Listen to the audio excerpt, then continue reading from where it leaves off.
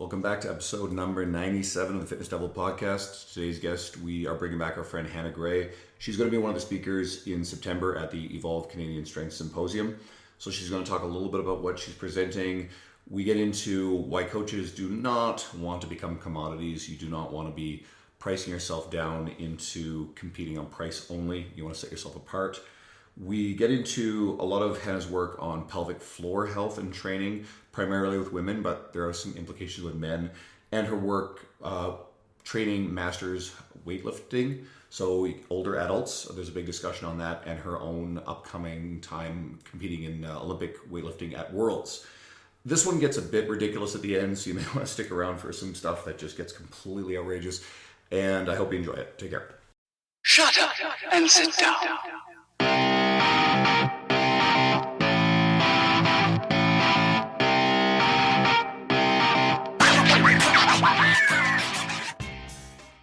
Welcome back to the podcast, everyone. We've got our friend Hannah Gray back with us today. Hannah was one of our first 20 episodes somewhere way back when. We're almost at 100 now.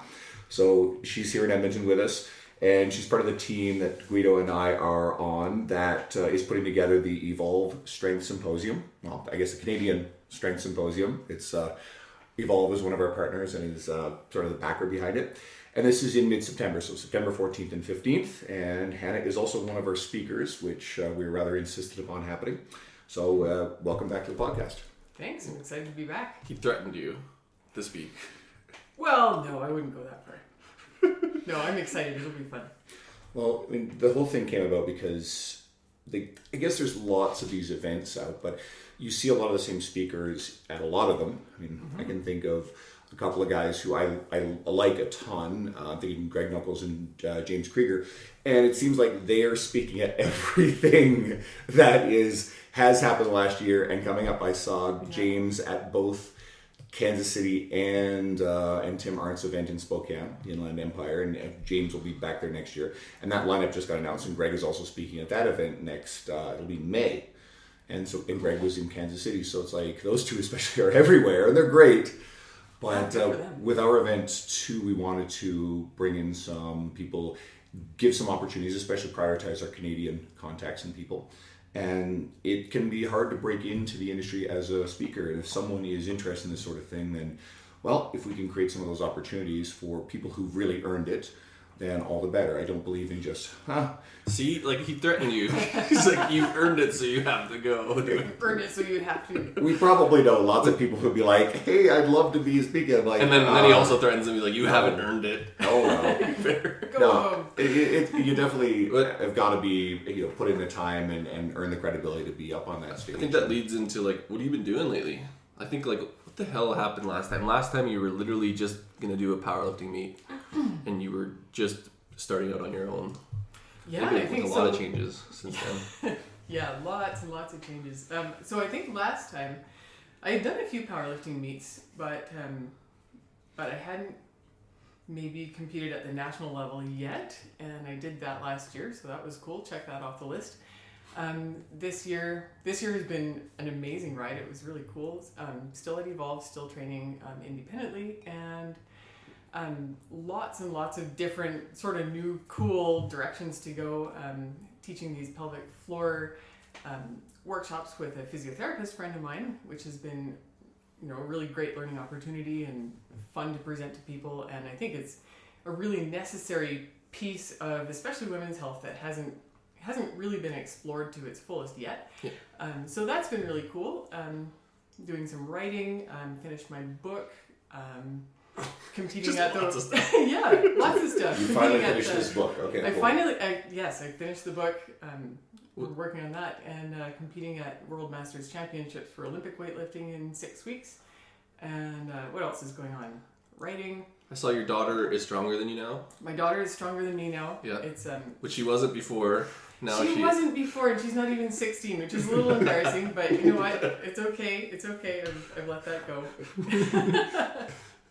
That's like that literally goes into like we've been talking about the last few episodes, like early specialization, like how I wish like if I started powerlifting earlier I'd be so much stronger.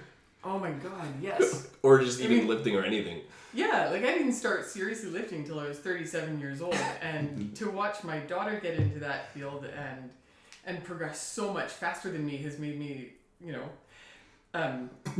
struggle with it a little bit at first, but also sort of accept that, okay, yes, I am in my 40s, and it's okay that I'm not, progressing at the same, rate, but also it has made me a better trainer because it has made me sort of step back and say, okay, what is reasonable to expect from, age 40, age 50, age 60, etc. So I guess another thing that's really worthwhile too is what's it done for your daughter's self-esteem and well-being on a lot of levels? Because I've seen it just posted as you guys are always down at South Evolve, and you can see it. There's this person who's got a lot more confidence and self-assuredness in her, in how she conducts herself. Yeah, so she is. My oldest daughter is basically my clone, poor girl. So she has a tendency to put on weight. She can put on weight like a champ. And so when I got her started in lifting, she was starting to notice, like she's always been athletic, but she was starting to notice that she was bigger than most of the other girls her age, and she's maybe not as fast. She's also hypermobile, same as her mother, and I thought, okay, it's time to give her something that she can really dig into, that she'll be good at, and she can watch all those, smaller, faster girls and say, well, you know what, I can squat more than you, so it's okay. I can just be me. Which is like which is great ammo in general in life. Right? Because I don't know, like I brought it up in bars, maybe not in like a fight, but like it's good to have that number on like cue for when they ask or don't ask, and you just tell them. Yeah, and then they're like, oh my God. So Guido was the guy walking around at bars going, do you know how much I bench? Yeah, and it worked. Yeah. Like those things. Andrew, you're big. It works. Yeah, I don't often, if I'm out in public, I don't often have a lot of problems. So every once in a blue moon. I guess you're visibly big enough where you don't have to say it, but like Hannah said, like sometimes you just need some ammo. I said that, but so yeah, sometimes you do, and the inevitable thing that people always ask is, how much do you bench? And especially in my daughter's case, she does Olympic weightlifting, and she's like, well, I don't bench anything ever, but I can snatch more than you. I can clean and jerk you, probably. I wouldn't use that one. Yeah. Sorry, don't use that one. What have we got on the list today? Because I know this one's kind of like not impromptu, but I mean we want to, like, we've already done the Hannah talk, so like we wanted to dive into some of it. No, but we gotta dive into some of the shit that especially like the pelvic floor stuff. But I know Andrew had some stuff with Eric Helms and anyone who's been listening to this for a while knows I like to dig around through social media, find some good stuff to talk about. So one thing that stood out to me is it was actually an Eric Helms article that you shared called "Coaches Aren't Appliances." So this becomes something fun, and the way I interpreted that one is becoming a commodity as a coach would be a really bad place to end up.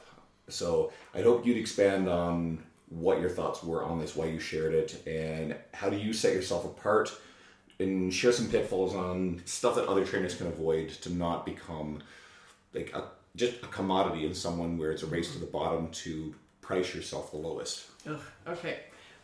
Well, it's interesting that you brought up that Eric Helms article, because I had actually forgotten that I had ever posted that, and when you sent that to me, I went, what? So I went and I looked it up again, and yeah, I sure did post it. But I had to read it again, and it's great because it's all about fostering relationships and not saying, okay, as a coach, here's the result that I'm going to get from you, and so people end up going around from coach to coach and expecting these results, where really what we want to deliver as a coach, as a good coach anyway, is a good relationship, and a relationship that allows the client to grow and change and become a stronger, more resilient, happier human being. And it's not necessarily about inches lost or pounds lost, and I got 8 pounds off this person in 6 weeks or whatever.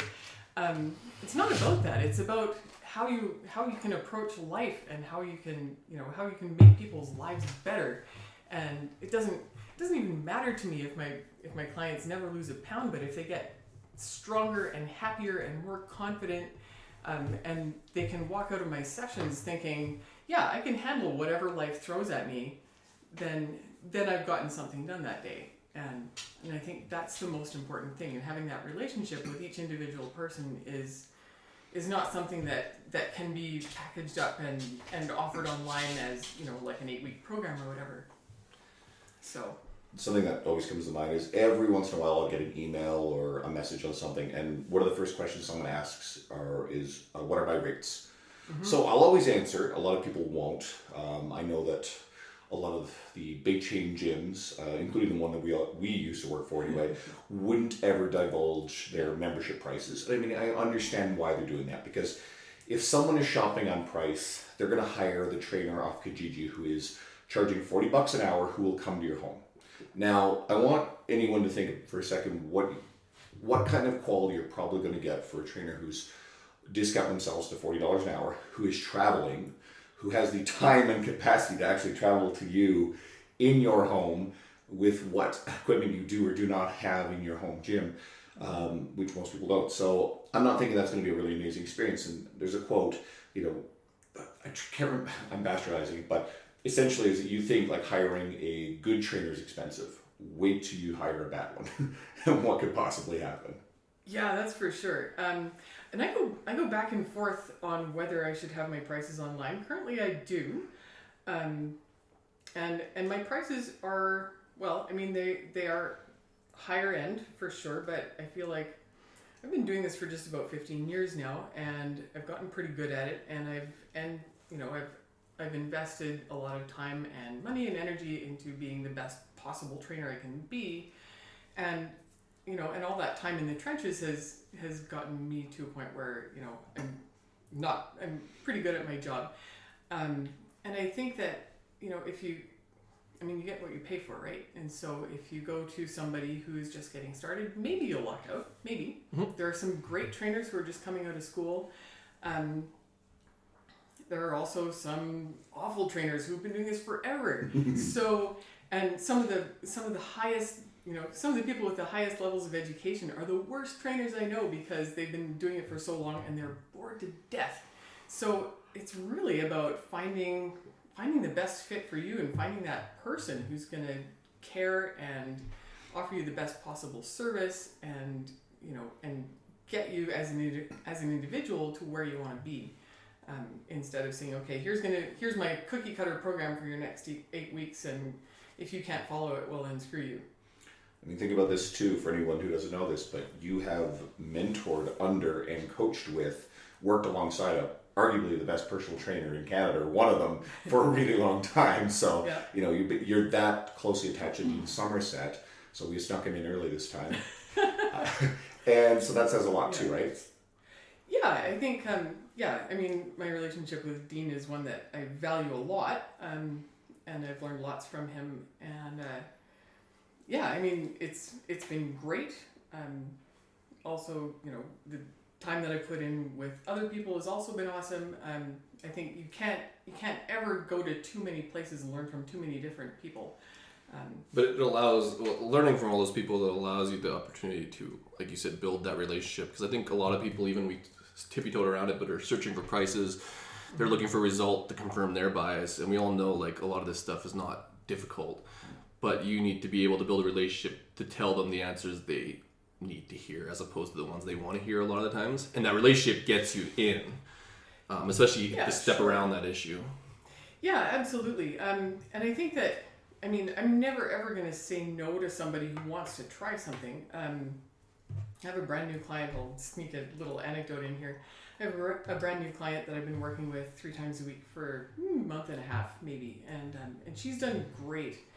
And she came out and she said, and you could tell that she was super uncomfortable about asking about this, but she said, I really kind of want to try the leg press, and I don't want to tell you how to do your job, but it's something that I've always sort of wanted to try. And I'm like, well, fuck yeah, let's go leg press. You're gonna squat today anyway, so why not, right? Anything that you do, and at where she's at, any time that she spends moving is awesome. So hell yeah. And to have that relationship for her to ask that, because like for some people that's a hard question to ask, because I don't know, they might assume the trainer is going to make them do that, so like I won't have to ask that, but you can't even get to that point if they're scared to talk to you about it. And then you're like, hell yeah, but they probably expected it to be like you to be egotistical about it. Yeah. Like, No, you we're must doing do my program. Yeah. And I guess that's coaching though. I actually have always tried to make sure my clients understood they can ask me anything if they want to do stuff, to let me know. They get input into how I structure their programming, with rare exceptions of like sometimes the young hockey players, young athletes, and they very much will just adhere to anything. That's what they're there for. You're telling them what to do. There's a handful of other types of special clients who are going to be highly adherent. They're coming to you, they want you to build it for them. Otherwise, I actually want their input, because you can build a technically perfect program, but new people especially who are intimidated by the gym, they're probably going to struggle with getting in. So it better be, again, it goes back to the relationship. You better have a great relationship with them. Nothing matters more. But a scientifically optimized program that they won't do gets them nowhere. They won't come back to the gym. You don't have a consistent client, they're not getting results, and nobody wins. But like that's the like even if we have that argument of leg press versus squats, there if you posted that online, like you'd get hammered. It's like just shut the fuck up.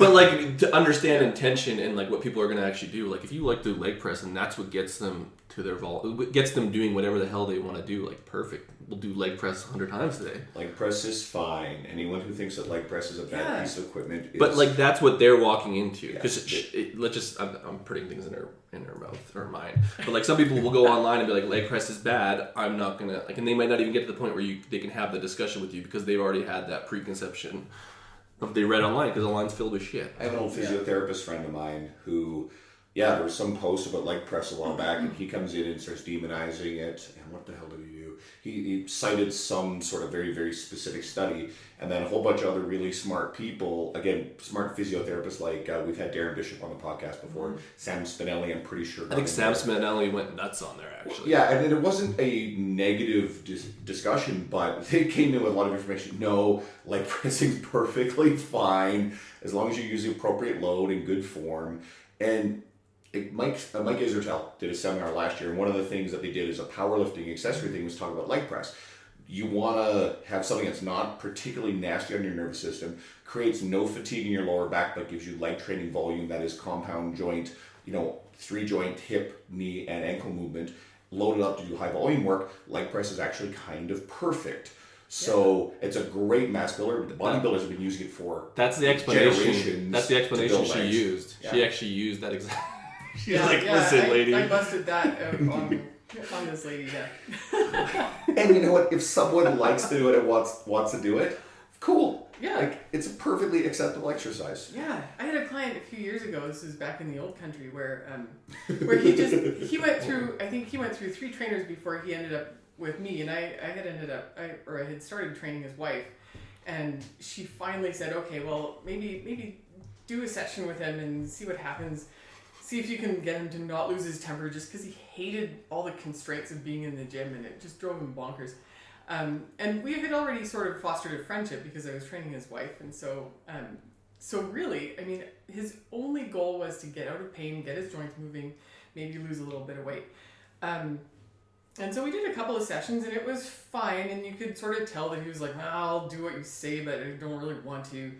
But then I think it was like his 3rd session where he came in and he was all excited, and he said, I have to show you this exercise that I thought up with this other piece of equipment. And I said, okay, show it to me. And so he showed me this, this exercise. I can't even remember what it was, but I said, okay, show me something else that you can do with this other piece of equipment. And he was like, all right, cool. And so every workout became like this totally disorganized, ridiculous, like, how can we use this piece of equipment in a ridiculous way that it was never intended for? And you know what? He moved for that whole hour, and he sweat buckets, and he kept coming back, and he lost 20 pounds, and it worked perfectly. And now I always kind of thought, I wonder what other people in the gym are thinking when they see this stupid workout that I'm putting this guy through. But you know what? It worked great for him, and it made it fun for him, and he got the results that he wanted. So, oh well. And the whole idea about what other people are thinking actually is a valid concern. Mm-hmm. Some people will say it doesn't matter what the gym members and people are seeing you do with the client. Sure, this stuff is legit. But guess what? You're there working full-time with a ton of people, established reputation. the member base are going to see the predominant amount of stuff that you're doing that's going to be very, very technically sound. Guess what? There's this one dude with a bunch of weird shit going on.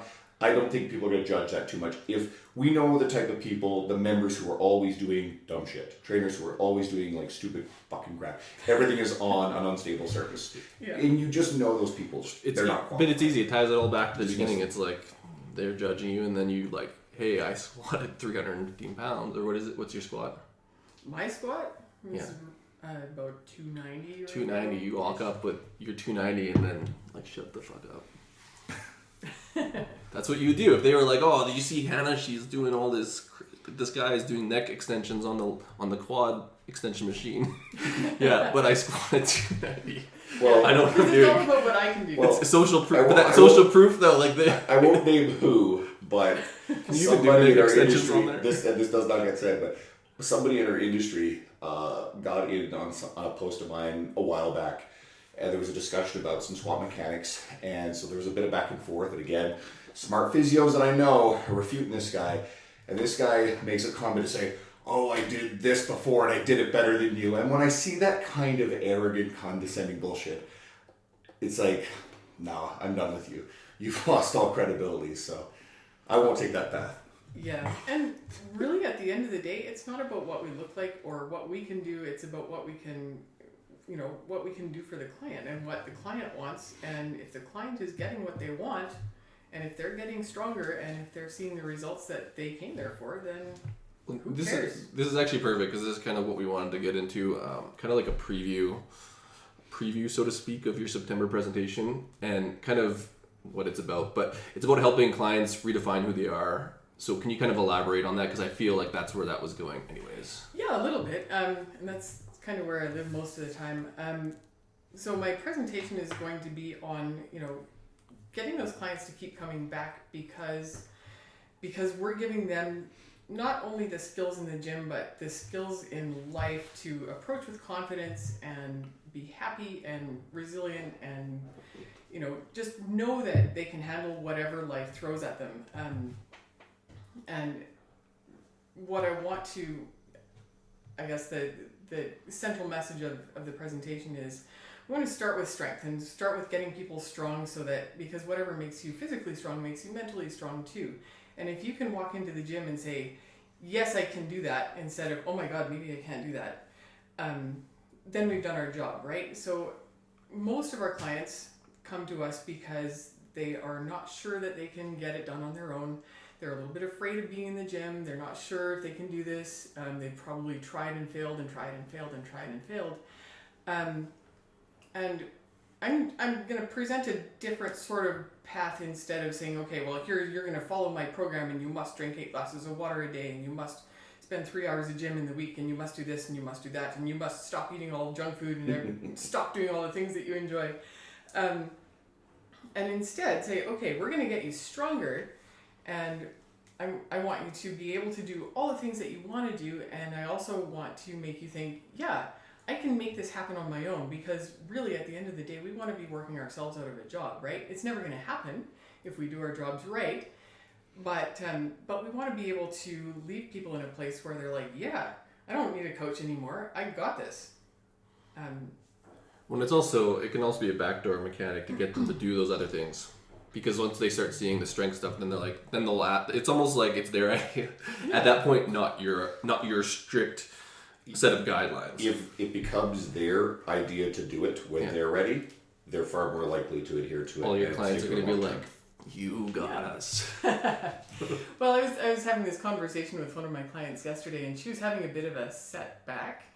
And she came to me because she was having some real issues with her foot mechanics, and we got those out of the way in the first few months, and now she's just gotten crazy strong. This is a lady in her 60s, and she's got a 225 pound deadlift on any day of the week. She's super strong and she's great to work with. But when she came in, she was a little bit afraid, and she'd been dealing with these feet problems. She'd been walking on crutches for almost a year. And so she'd been to this cocktail party where she'd been on her feet for 5 hours, and so she'd had a little bit of a setback with her feet. And she came in yesterday, and we ended up spending, probably most of the hour just getting her feet moving again. And that was okay. And she said, you know what? She said, I was really, really worried that I was going to go back to that place where I couldn't walk and couldn't do anything. But she said now that I'm strong and now that I know, she said I can take this stuff in stride and I know I will get through it. And it might be a little step back, but it's going to be okay. And she said I never ever would have thought that way 6 months ago. And I thought that's what we're here for. That's what we're after. I think anyone who's been doing this for any length of time has got a lot of stories about how you've got a client whose life is completely altered and changed for the better just because of this experience. Yeah. And I think it's probably turned all of our lives around. I know it's like saved my life many times over, right? To have devoted myself to this stuff and have everything. I've said this, everything good that I have in my life is directly or indirectly the result of a career in fitness and a devotion to it. But even that ability to, we'll call it capacity, but she understands now the other side, because unless you show it to her, she doesn't know the opposite end of that, because her own thoughts are like, well, my foot hurts every time I do this, and you're showing her the other, like, if you do this, you can have more options, so to speak. Yeah. You can go to those events and it'll hurt, but you can do that, and then the next event you can do for 6 hours. It's just a matter of showing them the path, I guess. Yeah, pretty much, and just showing people that there's a way out of the trap that you're in. You're not trapped by your body, and you're not trapped by pain. It's temporary. And if you just approach it with the right mindset, you can get through it. People are superheroes. We can get through anything. We're super resilient. But we have to know that we are. Yeah, I agree. I also know that, like, most people, even if you show them, like, they're resilient enough to be in foot pain with crutches and still, like, get through the day year after year. Like, there's people, like, if you can do that, the other end is the same idea. It's just... Yeah, absolutely. We mentioned pelvic floor health earlier. Oh, yeah. Let's actually tackle that one. And nobody wants to talk about this stuff. No one wants to talk about CrossFit it. Even pelvic floor is, like, just not a sexy term, regardless of the parts involved. Yeah. And I think it's often glorified. Like it's easy to shit on CrossFit, but in their world, they probably have actually done more to bring it to the forefront. But they usually have it sort of as a badge of honor to leak on the platform, which... I thought that was more powerlifting. Well, powerlifters too, but I think... It's become everything though, right? Like all the barbell sports, CrossFit, anything where it's like a hardcore thing to do, quote unquote. It's almost like this badge of honor that you're leaking on the platform or leaking when you're doing your stuff. It's at least getting it into the forefront, which creates the opportunity for you and Keely to say, okay guys, it actually doesn't have to be this way. So tell us more about what's going on with that stuff. Yeah, so like we were saying, it's almost become like this badge of honor. So as far as the pelvic floor stuff goes, pelvic floor training is really interesting because it's not just particular to women, but it's become, because of CrossFit and because of all these more harder core sports that are becoming more and more popular, and women are training with heavier and heavier weights, which is awesome. But especially people who have had babies, and it's even becoming a thing with younger women who are even in their early 20s who have never had babies and they're having problems with leakage. And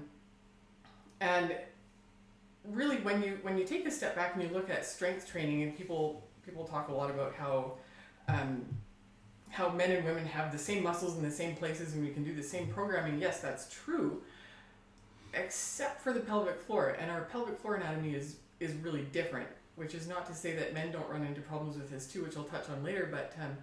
But for women, we don't have the same structural support in our pelvic floor that men do, and our pelvic floor just takes a little bit more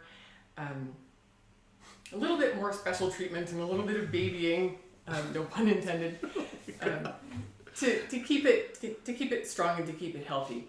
And when you get these women who are belting up to lift huge weights, we really need to do a little bit of extra work to keep that healthy and to make sure that leakage isn't happening. So, is that from the angle, like, because you said it's like different? Like, what's the main factor there, other than having babies? The main factor is that there's an extra hole in that floor of muscle. Okay. Right. I'm just trying to picture it. I know that sounds like sorely creating crazy amounts of interstitial pressure under bracing against crazy amounts of load, and there is a potential for leakage, right? Yeah, absolutely. And we also don't have the long urethra that men do. Yeah.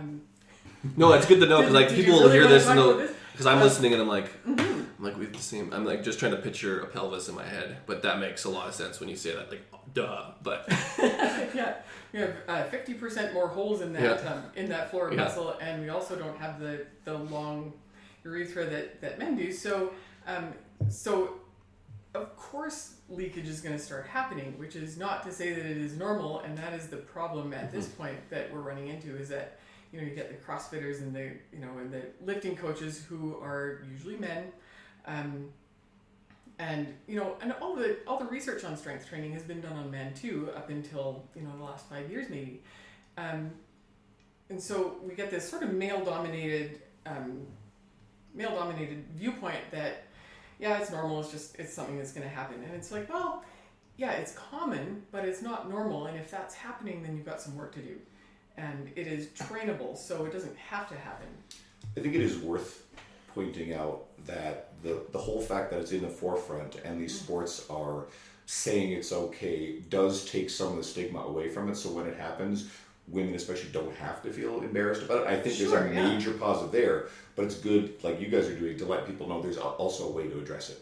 Yeah, I mean, it's not something that we should have to be ashamed of, or that we should have to hide away and be embarrassed about. But at the same time, it's just something that can be trained. It's like rounding your back when you deadlift. Does it happen? Sure, it happens to everybody. But does it mean that that's how you have to lift forever? No. You can get stronger and you can get through that shit. So, like, what's like the main thing that they do? I know, like, let's just talk about it.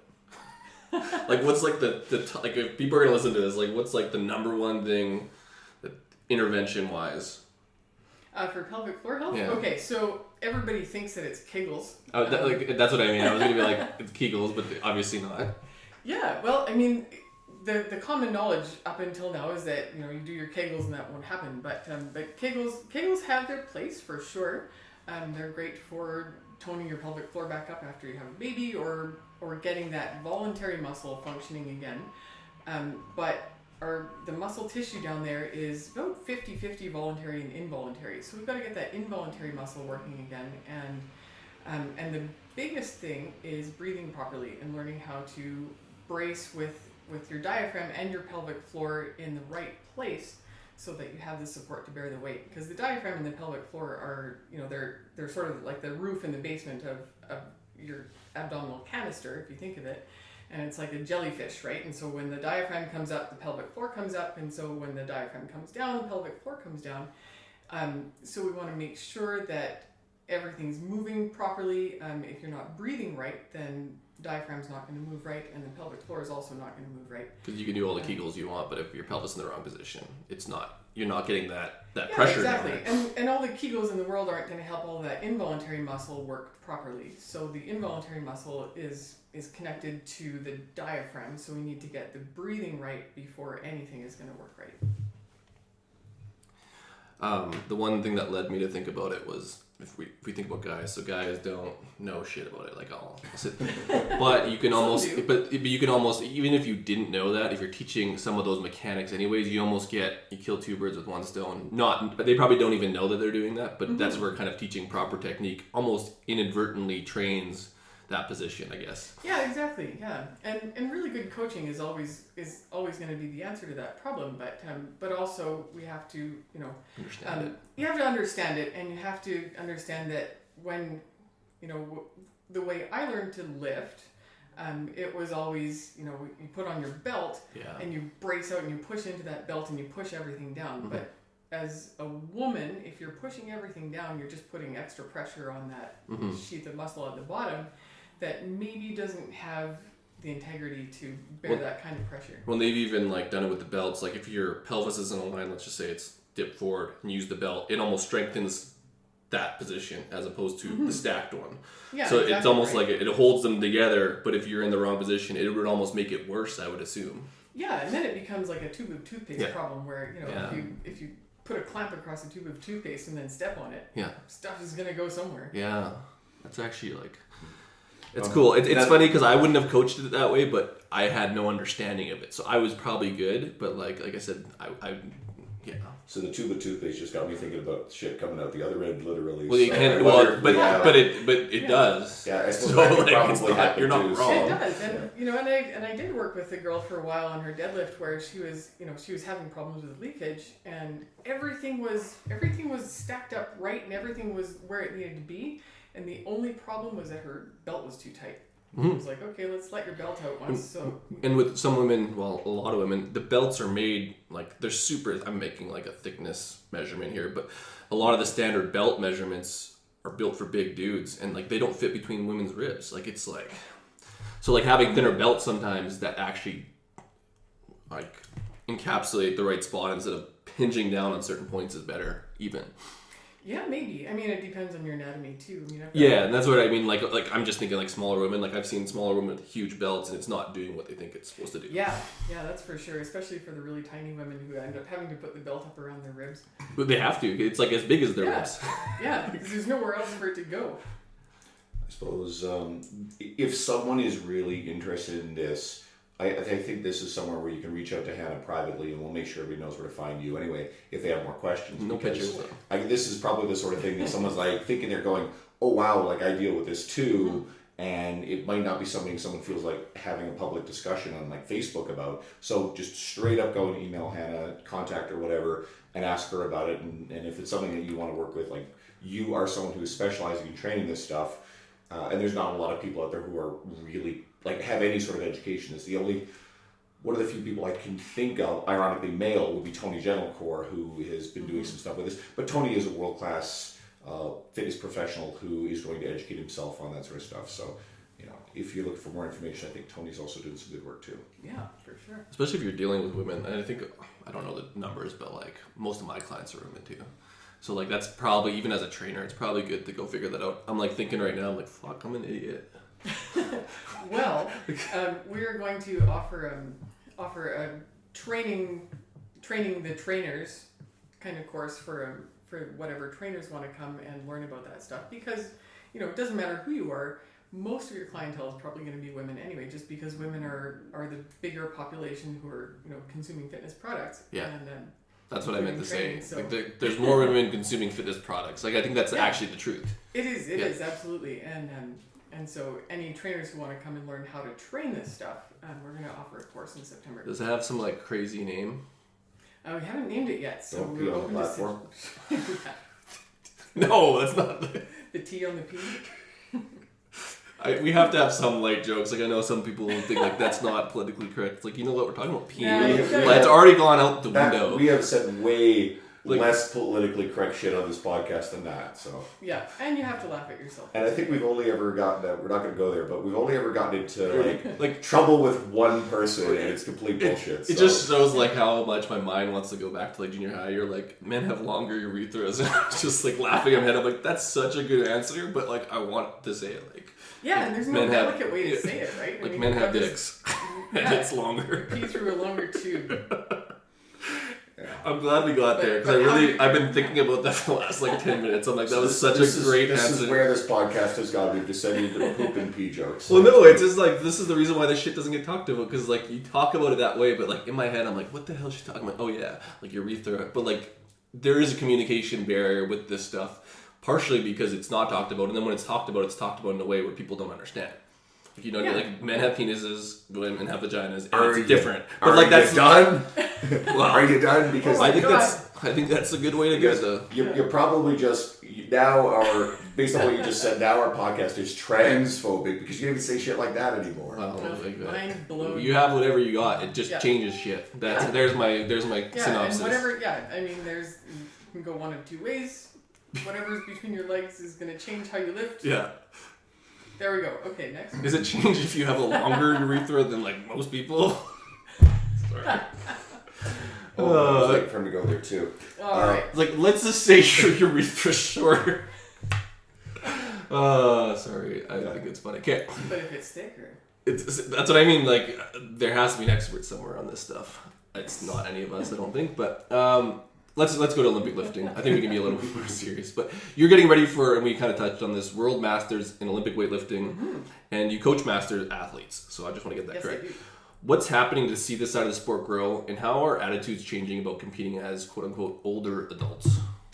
Yeah, so this is a really cool thing that's happening, and people are wanting to stay active and stay competitive longer, and so masters divisions in sports, in all sports, not just lifting, but and CrossFit has actually been great for this. But masters division sports has exploded over the last 10 or so years because 60 isn't old anymore and 50 is not old anymore, and people are staying young and they're staying competitive and they want those opportunities to compete, but they don't necessarily want to be competing against the 25-year-olds because we can't compete with them. So it's really cool to be able to offer these quote unquote older adults. I guess that's what I am now. I'm over 40, so You're both over 40. Yeah, it's crazy. I mean, my dad called me up on my 40th birthday a couple of years ago Really? and said, "Yeah, it's time for you to stop doing all that stuff that you're doing. You need to slow down because you're getting old." And I was like, "What? I just started. I'm just getting going. That's crazy. No way." But that's the crazy thing about it, is that we can, those opportunities are available to us, and we can, and really I strongly believe that lifting and being strong is the fountain of youth, and you can stay strong and you can stay functional, quote unquote. I know that's a buzzword and it's terrible, but you can stay strong for way longer than we previously maybe thought, because we used to have this idea that, when you're 60, you got to slow down. You're going to stop that shit and take it easy, and take it easy on your joints and stuff because you might break, and that's not necessarily the case. So if anything, what's being understood now is maintaining muscle mass as you get 60 plus, 70, 80 is one of the most important things to maintain both quality of life, but actually stay alive. So longevity. Sarcopenia, if anyone's familiar with it, is just age-related muscle loss late in life. And doing everything possible to try to combat that is a huge part of actually not dying younger. Yeah, and I read a study a little while back that said that sarcopenia is not really even a thing, because if you keep using your muscles, you're not going to lose them. Your body will hang on to that tissue because you're using it all the time. I have a client, actually my longest running client, he's been with me for 9 years. He turned 80 on Monday a couple of weeks ago, and so I brought my tuba into the gym. Oh, that was and that. I made my husband come in with his trumpet, and we played Happy Birthday in the gym for him. You've never seen a room full of people grind to a complete halt so fast. But it was awesome, and here's this guy who's 80 years old and still killing it in the gym every single Monday. And so, I mean, you don't have to slow down. You don't have to. I mean, you do definitely have to take some things into consideration, like you're not going to see progress as fast as you did when you were 20 or 25 or 15, like my daughter. Yeah. And so you have to sort of scale your expectations and program appropriately, but you can keep on getting stronger and keep on getting better for as long as you want. Funny thing is, you take a woman in her 50s who has never trained before, and they start training, they get crazy results. That age range, especially if they're untrained, like untrained people do freaky shit really, really quickly. It doesn't almost matter what you're doing with them. You just set them loose in the gym and they're going to get stronger. But I can't remember the specifics of the study, but I know I read it somewhere that women in their 50s, 40s, 50s who are like untrained, and they just see crazy progression rates. When you hit menopause, you start becoming more guy-like with the testosterone. Like they can, but seriously, like they can smash it after that. That's no dirty jokes. But like it's true. Like after post-menopause, like your ability to gain muscle is like for real, like better at that point. Yeah. More or less. And also, I mean, your mental state changes too, right? I mean, you're done with having babies, and you're done with, you might be looking after aging parents at that point, but priorities change. Like even priorities change too, absolutely. Like evolutionarily, like you're not having a baby anymore, so you can take that energy that your body still is prepping for, and if you decide it's muscle or getting stronger, like I think that's totally normal. Yeah, absolutely. And I think, I attended a conference on this a bunch of years ago on training women between the ages of 55 and 70. and in that age group, women aren't old. No. We used to sort of have this idea that we were old at 55, but we're not anymore. But that is also the age where people are the most susceptible to depression. Women in particular aren't needed by their kids as much anymore. They're maybe needed by aging parents, but they get to this place where it's like, now what? Yeah. I'm not good for anybody anymore. So now what do I do? Now I can but you can turn that around and say, well, now you can concentrate on yourself, and now you can like really do something to get yourself better, and kick some ass in the process, because the sky's the limit, really. Well, they have more energy to devote to that. Yeah. As we're like basically making fun of your daughter, like you're holding Hannah back. Just wait till she's like in college. Your deadlift and Olympic lifts are all going to go up. Yeah, that's possibly. Right. Yeah. Well, maybe we'll see.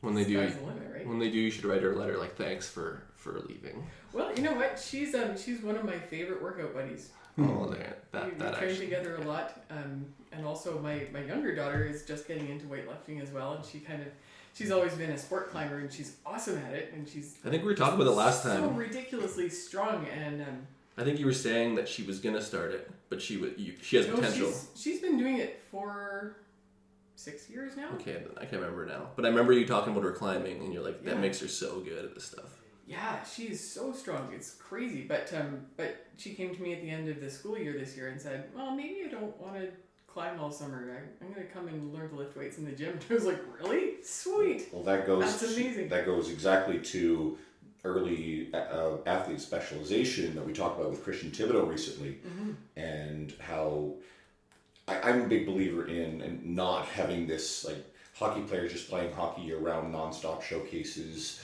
just constantly on the ice, but to actually have them do different types of sports or even training modalities. And I treat resistance training for my young athletes as a different sport. I specifically do not try to mimic the movement patterns that they're doing on the ice in the gym setting. I actually want different lines of stress on their bodies, and I want to get them just strong and resilient as possible, so that way, again, it's almost like a different sport. And in this case, yeah, you're going to have a kid who's doing two different sports. Yeah, absolutely. And I mean, let's build athletes and strong, resilient, well-rounded human beings instead of, one-track minded. So another question along the lines of this stuff too, because you talk about training masters athletes, and we just had Paul Oniad on here, and actually, if you're listening to this, Paul's podcast would be last week, and we're talking about one of my favorite pet peeves is coaches who try to turn older people into competitive powerlifters.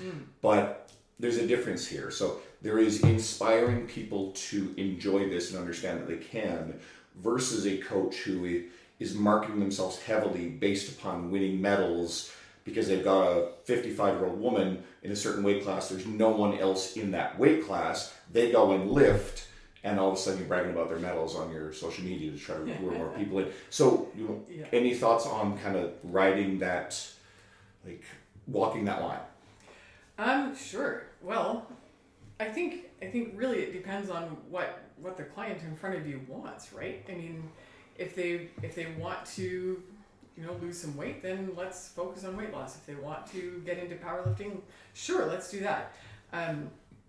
But I think keeping all of those options open is the most important thing, especially early on in the coaching relationship, so that we can go in whatever direction we want. But it's good to not be a one-trick pony and say, okay, well, I'm going to take this person who had no interest in powerlifting, and I'm going to train you to be a powerlifter, and I'm going to damn well make sure that you start to like it. Is that the best way to go about it? Maybe. I don't know. I mean, might work really great for some people, but for other people it's not. You get lots of women who come in and they're still a little bit afraid of starting to look like a man if they start lifting anything heavy. And that's still a thing, especially with that older generation. We still, we don't lose those beliefs that easily, right? So really, I mean, it's the most important thing is like, let's get you stronger, let's get you functioning better, let's deal with whatever pain you're in, because everybody who's 55 plus has got some kind of pain, just because of mileage, because we've been on the planet for longer, and let's deal with that and then go whatever direction you want to go. So, I mean, if you want to pick up a barbell, great. If you don't want to ever pick up a barbell, that's okay too. You just made me think of one of my favorite quotes on a television show ever. I don't watch much TV anymore, but the show Justified is one of my favorites. It's Timothy Olyphant. Picture him saying this: "You know what they say, growing old ain't for pussies." I don't think Hannah used that one. But Well, you will I don't now. think I've ever said those words, but yeah, I might. I think it's We'll true. see. Yeah. No, absolutely. Getting old sucks. It's, it's a hard thing to get your head around too, because you've got all these, potentially limiting factors in front of you. Like, my client whose feet weren't working for the first, 6 or 8 weeks of her programming. Then, now she's branching off. Now she's doing other stuff, and that's awesome. It's a glass half full approach. That would be the political correct, not pussies. Okay. I think they both apply. I think they both apply. I mean, you can't see the glass it's is all half- about, it's all about the client. Yeah. Context matters. That relationship. Yeah, 'cause You if probably you're shouldn't seeing the lead with glass that. half empty, then, I wouldn't lead with that one, but I would definitely use it if they were game for it because it's so much more effective. Yeah. Like that quote is so much more effective than me. Like, as you get older, like things stop working. Well, I know what our title of our podcast is going to be, so What's the? growing old ain't for pussies. That'll work. It's so many comments. It'll get attention, that's for sure. We've also danced all over and mentioned, you now have a full year pretty much, or I think it's like really close to when's your 1 year anniversary of being an independent trader on your own? It was last May. What's that? So how long has this been? It's been 15 months. Oh, so it 18 actually months? was May. Okay, so Yeah. in my mind it was in the summer. Is it, so. have we had? know, You know what's yeah. crazy though? I don't even realize that we haven't had, like we've been on this podcast for more than a year. I keep thinking it's been a year, It's but it's almost not a 2. year. So that's and you were so long ago that we're like, oh, it's last year, but that was almost a year and a half ago. I think we released our first one the weekend. I was in Renton outside of Seattle at Luca Hosevar's. We gotta stop Business- basing like our business fitness timelines summit. off the podcast because it's totally fucked up. Yeah. So it's been how many months? We're It's been almost about 2 years. 16 months. yeah. 16. That's crazy. It Cool. is crazy, right? It's been wild. So But that's we're all getting old. Yeah. yeah, no It shit. doesn't feel like that much time has gone by. So, is there anything about the process that has kind of been different than what you expected? Any unique, interesting surprises and challenges, and how did the expectation and the fear compare to the reality of being on your own? Because I know you were Because I think that's what it. shit baked of it back then. Yes, I still am. The fear has not gone away. There's always that fear that the ground will fall out from underneath us, and we'll be scrambling for whatever scraps we can find. But it's been awesome, and it's actually been it's been the best thing that's ever happened to me professionally. As far as surprises, it hasn't been super surprising. I guess the most surprising thing is how easy it's been. Yeah. It's been, the transition was easy. I keep waiting for it to not be easy, but I think that if you approach it with the right attitude, and just say, okay, well, I'm going to be flexible, and I'm going to develop all these different streams, and all these opportunities that are limitless, really, if you have the drive to go after them. If you have a couple of clients that go on holidays, that just opens up time to do other stuff, and you can write, and you can create content, and you can go out and talk to people and go to all these networking events. There's so many opportunities that weren't there before that are there now, which is awesome. I think we all were kind of confined within this rigid box of the way that we thought about how you build sessions and how you build clientele in your own business. And as we watch, because a lot of our friends have joined us in this. So you look at someone like Chris Sharkey, who works with you downtown. And I know Chris has been able to expand his hockey training program, his athletic stuff. Our friend Jordan Taylor, who's at the Evolve North, has done wonderfully with this stuff, with a lot of his athletic programs for youth. I know, well, obviously Dean himself has probably expanded even a little bit more the way that he has structured things. And sometimes I think, I still probably do a lot of the same stuff, the same session model, but I've still been able to expand into different clientele bases, and of course, I'm doing more with my writing. And then someone like Andy Sador, Andy's been doing this for probably so long, and the old system has really worked for him. It's a really good system if you want to work within it. So hopefully you've taken the best of all the stuff that, because you were really successful even before, and then been able to expand outside of it.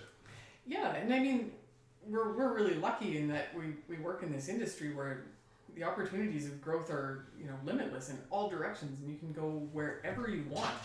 And that's not something that was, necessarily available to us when we worked in a more corporate setting. And even that realization that it's there, we talked about that with Sam Pogue, was this like what the fitness industry actually is not what a lot of people think it is. I think you go get a job at a gym and then you're a trainer and like that's all there is. But like there's so many avenues to go in, and we've seen that just through all the guests we've been exposed to a lot personally. But there's a lot of things, even I'm doing something totally different than what I thought. And that's because if you look at fitness as just that box gym where you go do your sessions, you literally shut yourself off to literally thousands of fitness jobs that have nothing, some of them have nothing to do with training even.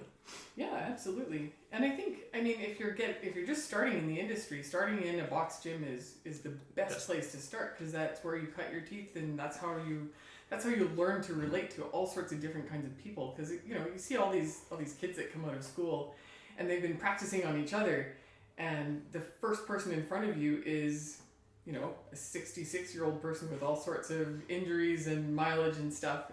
But he ain't no pussy. Yeah, they ain't no pussy. You can't treat them like one, otherwise they'll walk away. But if all you've ever done is worked on training your friends, then you're limited, right? But getting started in a box gym gets you the chances to work with all sorts of different types of people, and you can work with all sorts of other trainers too, and that's super important too. Having a wide variety of different people to sort of watch and learn from is super important. And I think we're super lucky because we work at Evolve and we have that base of different trainers. And if you don't know how to approach something, or if you get somebody that you're maybe not the best fit for, then you have all these other people that you can say, okay, well, maybe I can ask somebody else for some advice, or maybe if it's really not going to work, you can pass them off to somebody else that might be a better fit. I was even talking about I was actually just at Evolve yesterday with an old buddy, but I was explaining to him the system, and he's like, yeah, this is like the best gym I've ever been to, but like a lot of the trainers know what they're doing, and it's not like only trainers in big box gyms don't know, but when you are good enough to take your business solo and people come to you, that means you've done something enough to like, I guess, warrant that or earn it. But when you're in that environment, you're around all those people. You're around all the big hitters now, which is a good thing, because now you're surrounded by generally the best people who've built their business up from having good practices. So it seems like a good environment to learn that stuff, because everyone is a potential to learn from, because they've all put in the work. Because you can't just show up to Evolve, and you need clients to sustain your business. So you have to have built that background. Yeah, and you do see, every once in a while you'll see somebody who's just out of school and they'll show up at Evolve and they don't usually last very long, which is unfortunate. But it's hard to keep up. It is, yeah. Like, everyone's badass there, and as much as you guys are all friends, you guys are all still fighting for the industry, even though there's more than enough people. Like, you're putting all the best people in one spot, which is good, and everything rises with what's the quote? You probably know. What? High tides, or I don't know. High tides lift everybody up. Yeah. But it also rising tides lift all ships. But it also fucks the new person, because they're basically they're put on the same level as someone who's maybe not better, but generally like a lot more experience. That's a tough. It's also on you to go out and do the work. I mean, there's a trainer at Evolve South, and his clientele is almost exclusively Mandarin students. So he's got social media access and this network that I don't have access to. And since I've been there, he's been one of the busiest trainers in that place. And he's got this dedicated clientele. You can tell that they have really good relationships. And, most of the clients that are walking in to train with me wouldn't go and train with this guy, or does he have access to them? And there's so much room to find people who still want to train. There's so much. Yeah. And I think the other thing about, working at a place like Evolve is that nobody's going to walk in there shopping for a trainer. No. It happens, but it's rare. It does happen. I've had it happen a few times, but it... Yeah, but it doesn't happen very much. And so generally, like, the people who are coming to train with me or coming to train with Chris Sharkey or Andy, they found them from somewhere else. And they come in with the idea that they're going to train with this person. They're not walking in and saying, okay, well, I'm going to watch everybody train for a little while and then pick the person that I think is going to work the best for me. So... it's just different. So yeah. And you have to have built that idea around yourself so people understand what you are, when you're. Yeah, and it's not like working at like a box gym where they send you out with a clipboard and they say, okay, go and talk to all the people who are on the cardio machines and see if they want to train. Well, you all even look the same because you're all wearing a uniform. You have your clipboard, like, and that's another like probably added benefit is you can wear whatever you want. But there's more personality involved. Even though you can do that with the structure, you kind of wear your flag at Evolve. Like you're wearing a weightlifting shirt right now, so people know. You know what I mean? So you can kind of be yourself a little bit more. He's wearing a Herc's Army shirt, like your meathead, like. But people know what they get as opposed to, well, there's just a bunch of trainers in red shirts. Yeah, that's for sure. But I find myself a lot more relaxed about, what anyone else is doing because we're all under the Evolve umbrella, but we're all independent. We're all wearing different uniforms. Whereas like a big pet peeve of mine was anyone that I was sharing a uniform with who was doing anything that I felt was unprofessional, which unfortunately was very common. Then I felt like it reflected on all of us, right? So, but I've completely mellowed out on that sort of stuff, and I still think it's really important that trainers conduct themselves with absolute professionalism, that they're not, fucking around with their clients and sleeping with clients. I think is a really, really bad one. That's still a no-no. Don't do that. No. How do we get here every time? Well, it's just that's an easy one. But what else is a good one? Like shit, like just people constantly being on their phones and stuff like that too. There's just something about being in a uniform in that sort of setting that I think that stuff looks a little worse. And I've grown to be a little bit more relaxed about it when I see it in a private setting. Mm-hmm. Yeah. Well, because ultimately it doesn't affect you. Like that appearance is, like you said, if someone's doing it and when everyone looks the same, they're assuming that you're all the same. When you have your own business, like literally if you want to be on your phone all day and people want to pay for that, like that's on you. Like that's what you can build your business however you want. But you know what? I benefited from it before too because I would get 90% of the walk-up business in the commercial facility that I was in because of the conduct level that I set for myself and professionalism, and maybe it's my stature compared to everybody else, but there's a bunch of really fit-looking people there too. And for whatever reason, most of the floor walk-up business would approach me, and I got tons of clients that way. So, and again, if you want to conduct yourself professionally, you're going to benefit from it. People are going to see that. If you really don't give a shit, you're probably going to suffer for it as a trainer. So I think it's kind of a no-brainer, but to each your own. Yeah. I will happily take people finding and approaching me if they're shopping between yourself and myself, and I say yourself as in anyone who is in the industry. If you're not going to hold yourself to a certain standard, I will set a standard for myself, and I will happily take the client. That being said, going back to what we were talking earlier, I am of abundance mindset where I want to help everybody. I recently tried to refer a friend to you. I've sent people to our other friend Sean Hessman, who's at downtown, and anyone else that I feel I trust who is geographically close to and has a skill set to help someone and is the best fit for them. Absolutely. So I've referred tons of clients to other trainers in the city. Yeah. And all the people who come to you for peeing, you're going to send them to hell.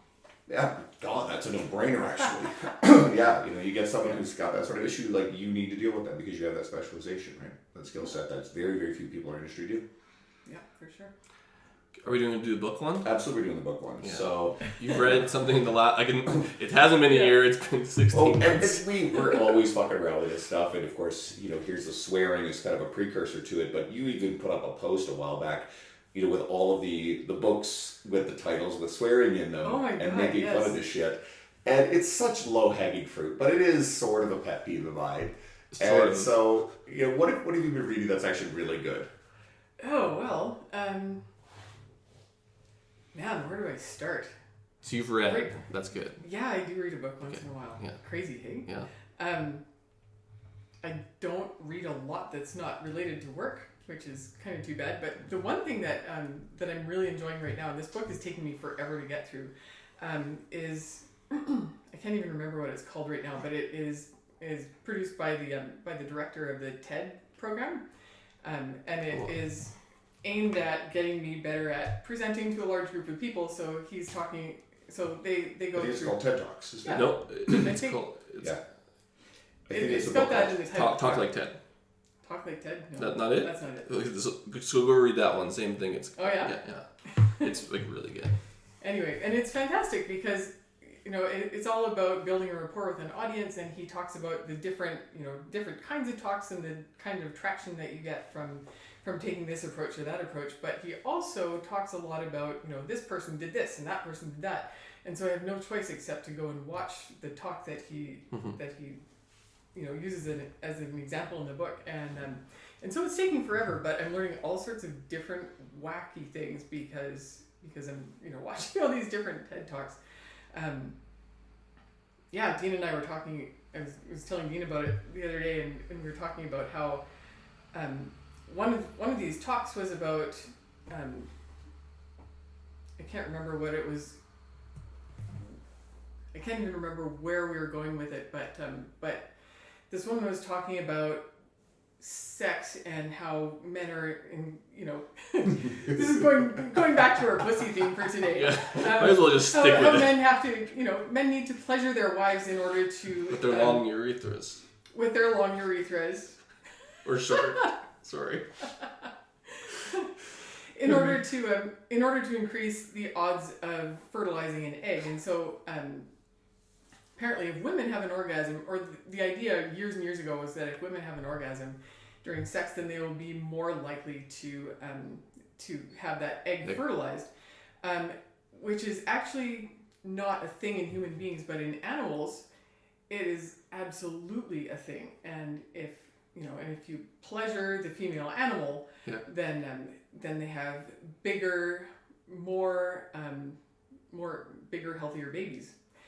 Anyway, so I ended up watching this TED Talk where they showed a picture of this Dutch farmer trying to pleasure this massive sow to get her to reproduce as he's artificially inseminating her.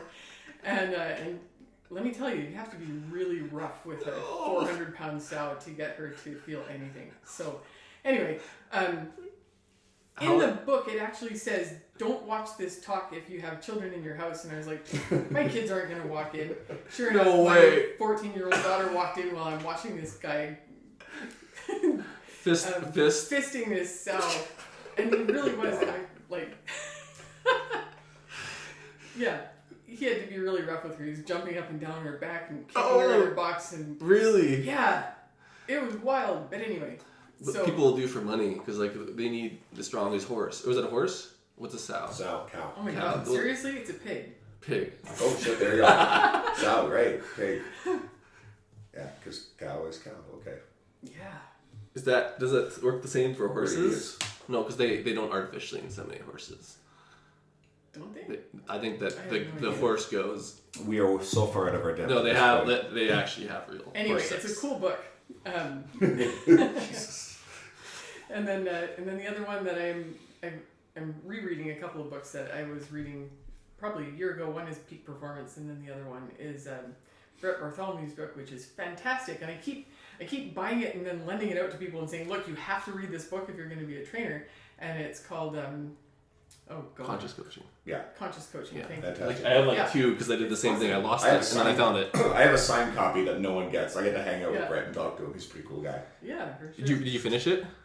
I've finished it multiple times. Yeah, it's amazing. And I think I just bought my 5th copy because I went to pull it out to look at something again, and I was like, Jesus, I fucking lent it to somebody and it's gone. I can't remember. I read it and it helped my coaching obviously, but all I could think about was all the personalities on because he trains athletes, but it was just I was picturing my football career and just piecing all these people with all the people I played with, and it's so all the avatars for these people. It's so true.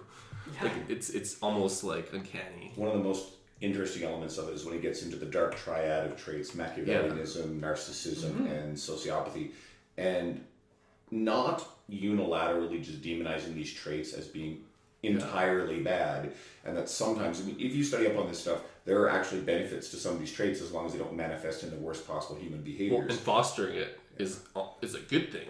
Sometimes stroking athletes' ego for some people is a good thing, even though ego is bad. For peak performance, sometimes it's let them be a narcissist. At least you'll win. Depends on how that narcissism plays. But that's what I mean. So it can be good and it can be good and it can be bad. Because some people fucking hate that guy. Yeah. A lot of people hate that guy. You can use that in the gym and on the field and everything though too, right? Mm-hmm. And that's what the book is about. It's about actually being able to channel that stuff for good versus letting it manifest for the bad that we see. Most recently, now it's free agency period in the NBA and NHL, And you sometimes see players that gain bad reputations for being bad guys in the locker room. And I think the NBA one, Kyrie Irving, has got a bit of a bad reputation. I mean, the guy's also a flat earther, so not exactly big. Then again, so is he Shaq. actually? Oh, he's totally a flat earther. Yeah. How could you so be is a- Shaq, and I still like. How Shaq. can you be like literally a multi-millionaire and not like understand that? Jenny McCarthy is anti-vaccine, right? And Like you can literally take a private jet around like to the fucking end of the earth because you're that rich. Like some of the people who are flat earthers, they don't have enough money to go find the end of the earth. Like you're. Yeah, this is true. Although, did you know that the flat Earth movement has its roots here in Edmonton? What? Yeah. Like that's where it started? I saw the documentary. It's not necessarily where it started, but we had the first global flat Earth symposium in Edmonton. That last one of the year. documentary I was love that. that one of the documentary was Global. here. Yeah. Well, there's a few of them. There's the document. I think we talked about this. There's the Flat Earther documentary. It's actually really, really good. Maybe I just talked about it. I don't watch documentaries about this kind of bullshit. No, it's not. It's actually good because it's biased because the guy who's filming it isn't a flat earther, but like they go to like the roots of like there's two movements. There's the one crazy guy and then the one they're both crazy, but one's less crazy and less like politically like the one guy is like conspiracy theory. The other guy is like no, it's science based. But anyways, it was really good. Like really sad. The picture show was like where it lost me. Like how the projections of the stars and the sun is literally just a video. There's something about, I started reading a book, I didn't finish it, but it was actually about conspiracy theorists, and one of the funny aspects, this might make some sense to people, is there are different degrees of belief in conspiracy theory, and there are different severities of belief within individuals' conspiracies. So within conspiracy theorists, some of them, who are more the moderates, they're like, they look at the people who are really scared, like, those people are fucking crazy. Like, those people are off the deep end. But my beliefs are okay. That was this movie to a T. It's just like, this guy's crazy. And then you're like watching it like, you're crazy. But he's very well spoken and like awesome. Yeah. Like, I would be friends with that dude if he didn't talk about this. Oh well, that's the thing about conspiracy theorists and anybody who's selling any kind of snake oil or anything is that they're confidence artists, right? And they usually are these really magnetic personalities who can present themselves well. And you see this in the fitness industry all the time, where they can, these guys can present themselves really, really well, and then there's no substance behind it. And then they start find saying out later, but they've got, which also has some of its roots in Edmonton. Yeah. But like these amazing charismatic people at the heads of these weird movements where they're. But that goes back to the gathering speak. up these That massive ties followings. in even to like the TED Talks. Like a lot of those people have charisma. They're talking about generally like they vet people. But Yes, they that's do. why they're successful in their presentations. They let a because- woman speak about how pedophilia was like a normal sexual orientation. So I got a little bit of an issue with that one. Really? Yeah. Holy crap. Yeah, there's a TED talk about that stuff. That got the conservatives pretty riled up pretty bad. Oh yeah, that would do it. Yeah. That would trigger the shit out of them. Was it at I least think was it good? I Did think you it listen to should, it? I didn't watch it because I don't watch this crap, but I think that it should trigger the hell out of any sane human person to legitimize that. kind of Hannah garbage. cues up that with like pigs getting fisted. Yeah, this episode, holy shit. Hold on. For anyone who Places thinks that you never for anyone thought who were thinks gonna like it's just like an old boys club, like we definitely will fuck around and joke with anyone about this shit. It just has to come up Sorry. from the speaker. It's like- Hannah brought it up, so now we can go there. But if Hannah didn't bring that up, like I wouldn't have talked about pigs getting inseminated. Like You that. wouldn't? No, I didn't even know that's what they did. I was like Andrew, he thought it was a cow, and I thought it was a horse, and it was a pig. Like what do you call it? A sow. A sow. Like never Large heard that. barnyard animal. Oh my. Like I say this every time. I learn something new every time because someone will bring something, and I'm like, wait, we have to talk about this. I wish we didn't talk about that one, but. Oh come on. You're gonna I do. It was do that actually the like rest so of the day. awesome. I sometimes I just wish people say offside stuff so that it's not on me because I'm pretty professional when I want to be, but I'll go dark side if I need to. Okay, for the 4 people who remain listening to this at this point, we gotta tell them where to find Hannah. Yeah, like where's the and especially because like you talked to before this, but like you're starting to write for another publication. Where's the best place to see you in some of the upcoming projects you have? My website, grayareastrength.com, gray with an A. Everything is on there. And yeah, otherwise on Instagram, Gray Area Strength, Facebook, just under me, Hannah Gray. Yeah. And you're speaking. Which day are you speaking? we have our symposium on the 14th and 15th. Because I haven't memorized which speakers are. No, on you're the second day. Mine is easy because I'm first. Okay, never mind. I was like, oh, you're the second day. You're definitely the first day. Yeah, 9:00 in the morning on the Saturday. Cool. And you're talking about Starting with strength, building strong, resilient, happy people.